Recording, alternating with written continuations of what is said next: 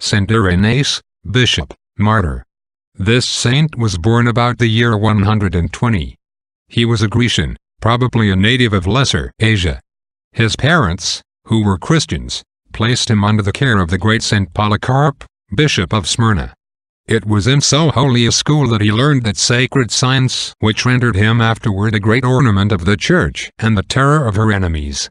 Saint Polycarp cultivated his rising genius, and formed his mind to piety by precepts and example, and the zealous scholar was careful to reap all the advantages which were offered him by the happiness of such a master.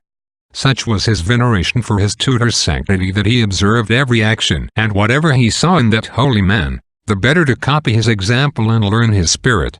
He listened to his instructions with an insatiable ardor, and so deeply did he engrave them on his heart that the impressions remained most lively even to his old age. In order to confute the heresies of his age, this father made himself acquainted with the most absurd conceits of their philosophers, by which means he was qualified to trace up every error to its sources and set it in its full light.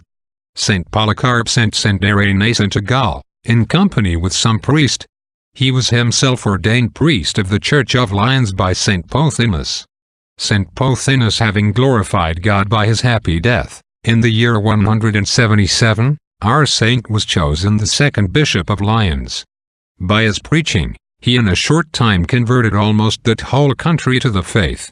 He wrote several works against heresy, and at last, with many others, suffered martyrdom about the year 202, under the Emperor Severus, at Lyons. Reflection.